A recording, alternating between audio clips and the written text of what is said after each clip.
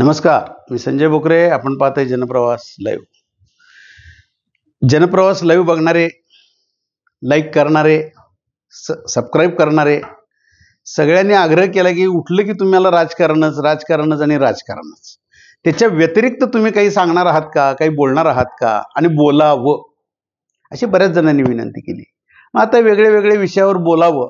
राजकारणावर तर बोलत राहूच आपण, कारण राजकारण आपल्याकडं ते 5वीला पुजलेलं म्हणतात ना, तसंच आहे ते. आणि एक निवडणूक कधी होईल, एकच निवडणूक एकच देश, हे ज्या वेळेला होईल त्यावेळेला मग हे थोडं थांबेल, पण ते थांबेल असं अजून तर काही दिसत नाही. पण असो, आपण इतर विषयावरही बोललं पाहिजे हा जो आग्रह आहे, त्याच्यावरनं आज मी विषय घेऊन आलोय. आज हे विज्ञान युग आहे. ह्या विज्ञान युगामध्ये आपली नाती गोती, जीवाभावाचे संबंध कुठं तर संपुष्टात यायला लागलेत का, हा विचार आता करण्याची वेळ आली. आणि कुठंतरी हे विज्ञान युग थोडं थांबलं पाहिजे. म्हणजे एखादी फास्ट गाडी येत असते की नाही, अरे जर थांब थांब थांब थांब म्हणतो, तसं हे विज्ञान युगाला थांब बाबा, आता थांब अशी म्हणायची वेळ आली आहे का, हाच विश्लेषणाचा मुद्दा आहे. पूर्वीच्या काळातलं आता बघितलं तर आज निश्चितपणे विज्ञानाचे फायदे जरूर आहेत, खूप चांगले फायदे आहेत. पूर्वी महाभारतात बघितलं, धृतराष्ट्राला संजय सगळं युद्ध दाखवत होता, बोलत होता, पण आता सगळे संजय झालेले आहेत. इथं बसून अमेरिकेत काय चाललंय, रशियात काय चाललंय, युद्ध कसं चाललंय, कुठं काय चाललंय, गल्ली बोळात काय चाललंय, ते एकमेक बघू शकतो. हे विज्ञान युगाचे चमत्कार मोबाईल आल्यामुळे झालेले आहेत. संगणकामुळं कितीतरी चमत्कार झालेले आहेत. परंतु ह्याच्यात नाती गोती कुठं संपुष्टात येतील का काय, ही भीती आहे. आई मुलाशी बोलत नाही आहे का, मोबाईलवर आई आहे तिच्या मैत्रिणीबरोबर. मुलगा त्याच्या मित्रांच्या बरोबर आहे मोबाईलवर. वडील त्यांच्या मित्रांच्या बरोबर आहेत, ते बायकोशी बोलायला तयार नाहीत. हे चमत्कार कुठेतरी धोकादायक आहेत की काय, असं म्हणायची वेळ आलेली आहे. फायदे तसं नुकसान पण आहे. विज्ञानात निश्चितपणानं प्रयोग आहेत, पण अध्यात्मातले योग विसरत आहे की काय, असं म्हणायची वेळ आली आहे.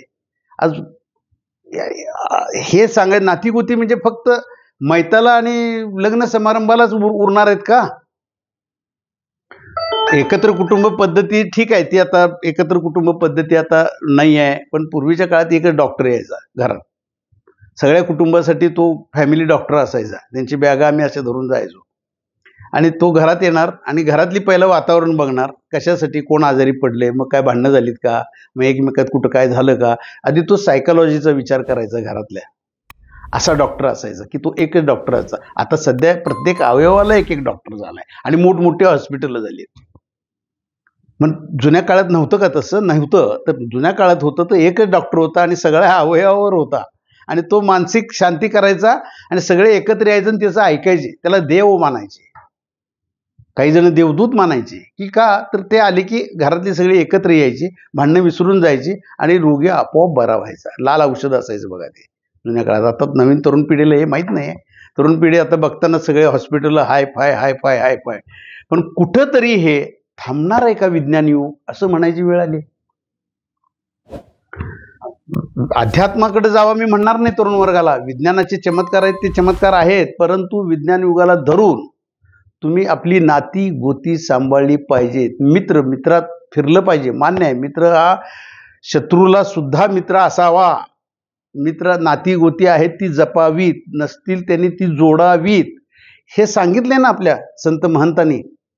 आणि ह्या संत महंतांचे विचार आजही लागू आहेत, एवढं विज्ञान युग आलं तरी. कळतंय की नाही? म्हणजे जुन्या काळातल्या ज्या संतांनी जी शिकवण, त्या काळात 1600-1700 पासून तुम्ही जे संत होऊन गेले, मग तुम्ही अगदी ज्ञानेश्वर माऊली घ्या, संत नामदेव घ्या, संत एकनाथ घ्या, संत तुकाराम घ्या, समर्थ रामदास स्वामी घ्या, यांचे विचार बघा. समर्थ रामदासांनी तर किती मूर्खांची लक्षणं सांगितली. मूर्खांची लक्षणं जर का आपण वाचली तर आजही आपण मूर्ख कसे ठरतो विज्ञान युगातही, ह्याची सुद्धा ते त्या काळात लिहून ठेवलेल्या गोष्टी आहेत.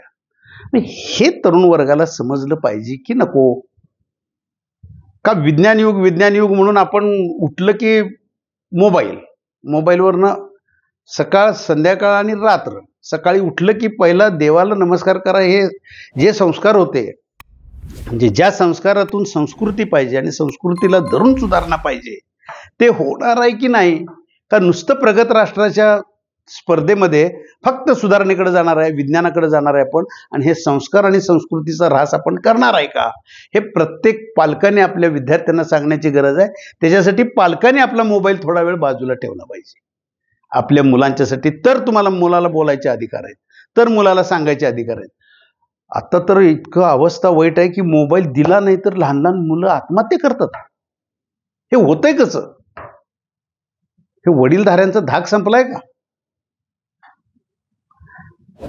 आज जनप्रवास लाईव्हच्या अनेक लाईक करणाऱ्या आणि सबस्क्राईब करणाऱ्या माझ्या प्रेक्षकांनी म्हणा, सगळ्यांनी प्रेमानं मला म्हटले की तुम्ही विविध विषयावर बोललं पाहिजे.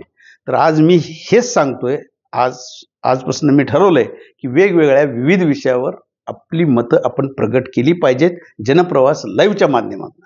आणि आज हेच सांगतोय की नाती गोती आहेत, आपले हितसंबंध आहेत, हे फक्त मयत आणि लग्न समारंभापुरतेच ठेवणार आहोत की आपण कायम जपणार आहोत, याचं भान सगळ्यांनी ठेवण्याची ह्या विज्ञान युगातली काळाची गरज आहे असं मला वाटतंय. म्हणूनच आज मी हे प्रपंच मांडला की बाबा आपण काहीतरी बोलावं, नवीन नवीन विषय घ्यावेत, याचा बोध सगळ्यांनी घ्यावा अशी विनंती. आज इथंच थांबू, उद्या वेगळा विषय घेऊ.